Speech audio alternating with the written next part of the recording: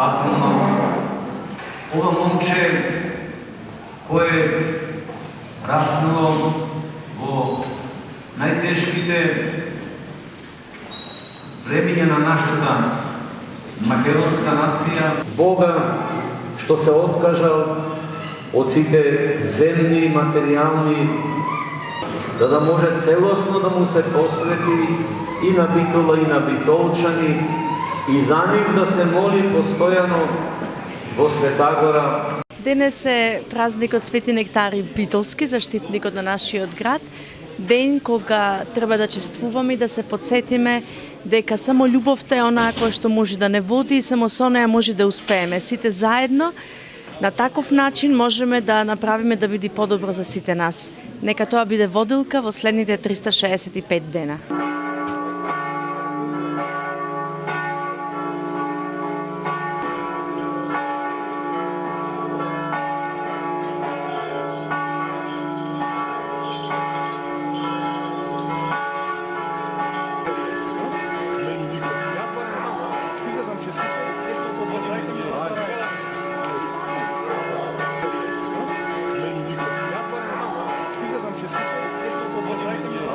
Па тој во најраната младост го напуштил светот.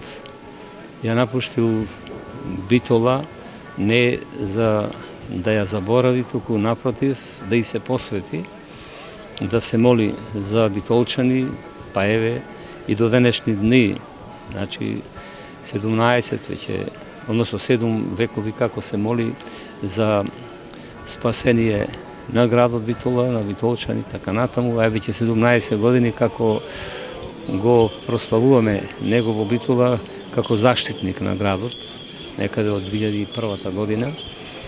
И мојата порака до младите е да ги запазиме христијанските вредности, вредностите на нашата света православна црква, или поточно да направиме превреднување на вредностите, зашто денеска се измешаа работите до таа мера, лагата стана вистина, клеветата стана подкрепа, злобата стана на некој начин зависност кај луѓето и така натаму, и сите пороци се поприсутни и присутни во нашата земја, се разбира и во Битола. Битола бил град манастир од тропарот на Свети Нектари. Таму читаме дека Битола го воспитала Свети Нектари.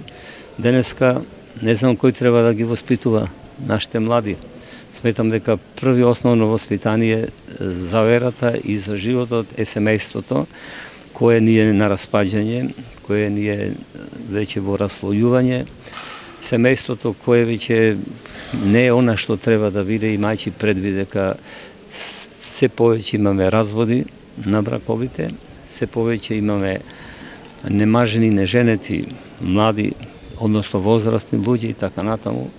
Мојата порака е или рано да се женат и мажат и да формираат здрави, пред се духовно и физички, па и интелектуално семејства, а потоа, ако некој не е за да се жени, да се мажи, имаме 100 манастири во епархијава да ги наполниме вара манастирите. Инаку, животот е безцелен ако луѓето не ја постигнат целта, а целта е спасението на душите, спасението на два начини се постигнува. Преку заедницата брачна и второто е преку заедницата или посветувањето на Бога како монаси или како монахини. Мојата порака до младите е таа примерот на Свети Нектари од младоста негова да го следат и тие и посебно да поработиме не за тоа и да жалиме и да кукаме како ни отидоа младите. Тие отидоа и ќе одат, туку да почнеме вистински да стекнеме и да направиме услови што се потребни за нивно враќање назад во татковината. Како што зборуваме за превреднување на вредностите, така треба и да направиме нешто и за материјалниот опстој на младите, тука да застанат и да не одат во светот по желбите, туку да се задоволни ако ги имаат основните услови или потреби. Ако живееме според потребите, тогаш нема да ја напуштиме земјата, ама ако живееме според желбите, тогаш целство да ни го дадат, пак ќе ни биде малку и тогаш не знаеме кај да го најдеме крајот.